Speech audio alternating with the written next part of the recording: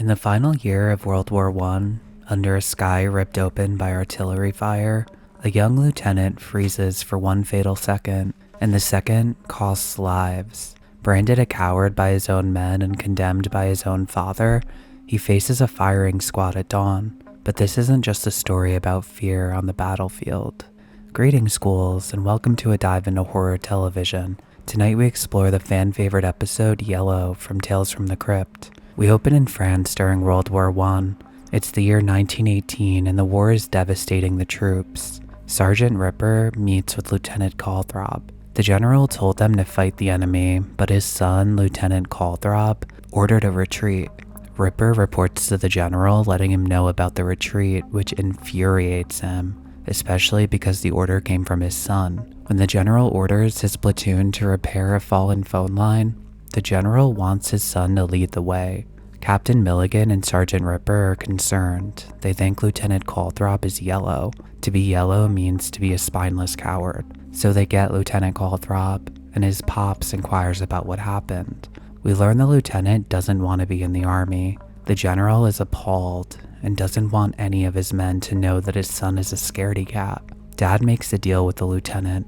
If he continues on, he will get transferred out when the time is right. So that night, the lieutenant leads his men to the fallen telephone line. Ripper tells the lieutenant to blow a whistle if he spots any enemies. As Ripper leads the platoon towards the objective, the lieutenant spots enemies. He freezes in fear. The enemies fire on the platoon and kills a ton of them. Ripper asks the lieutenant, "Why didn't you blow the whistle?" The lieutenant runs back to the base, completely shook up. He lies to the general, telling him he saw the enemy and killed some of them. Ripper arrives back at the base and he's injured. He calls the lieutenant a coward for giving away his own men. The lieutenant calls Ripper a liar, but I don't think anyone believes his yellow ass at this point. The general wants to see his son's gun.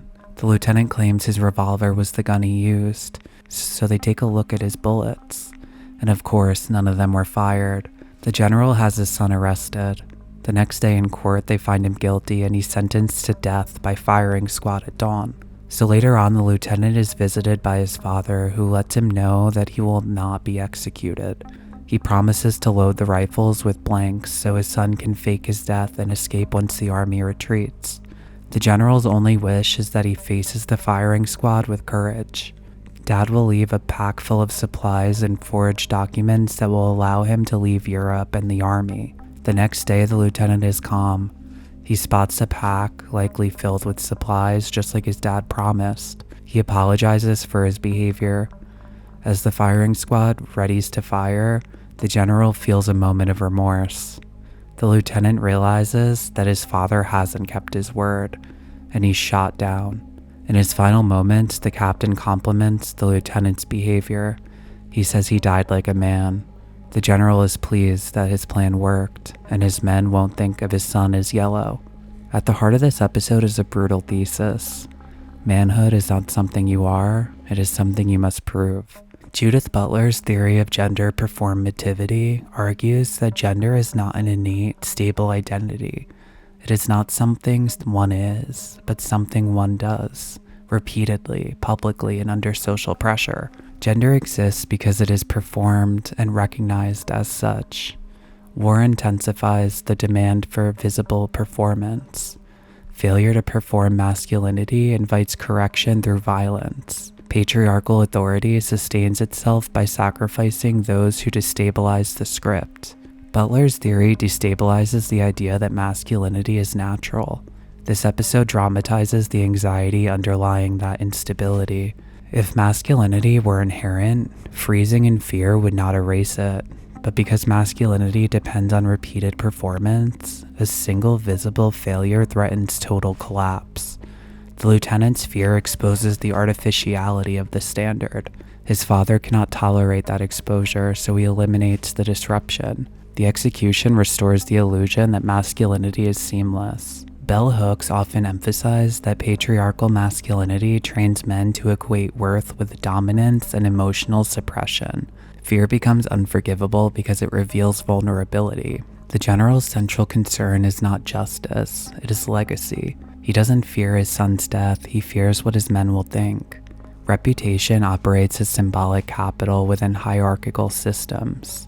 Violence is used to maintain institutional legitimacy. The state legitimizes brutality by framing it as necessary for order. By 1918, what we now call PTSD was known as shell shock. Many soldiers froze under artillery and gunfire. Freezing under fire is a well-documented human response. It is not rare cowardice, it is a neurobiological stress reaction. Today, armies recognize combat stress reactions as medical and psychological phenomena.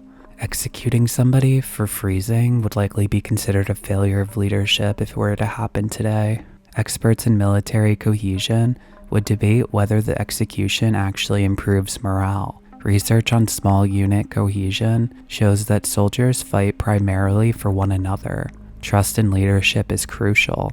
Perceived injustice damages cohesion more than fear enforces it. Fear-based discipline produces obedience. Trust-based leadership produces effectiveness. Executing soldiers for cowardice was a real thing that happened in World War I and earlier, so I'm glad progress has been made since.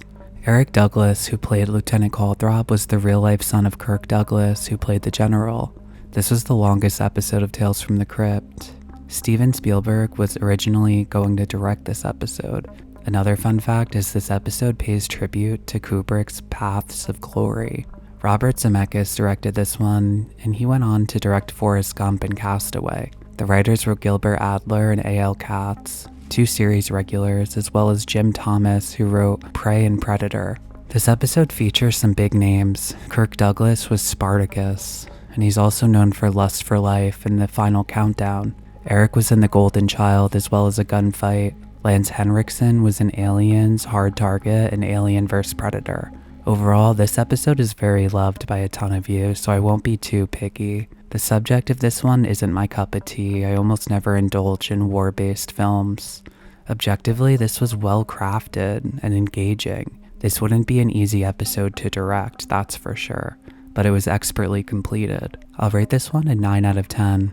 It's a fan favorite for many good reasons. What do you think of this one? Let me know down below. I'd love to hear about it in the comments. Remember to be well and stay spooky.